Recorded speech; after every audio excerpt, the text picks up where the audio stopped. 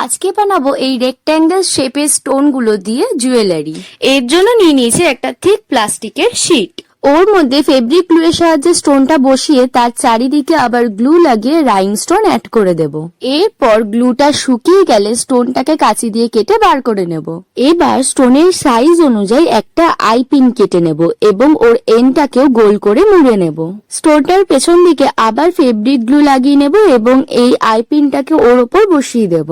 I পিনের ওপরে আরো একটু গ্লু লাগিয়ে নেব এবং তার উপরে একটা কাপড়ের টুকরো অ্যাড করে নেব। এইভাবে অনেকগুলো বানিয়ে নেব।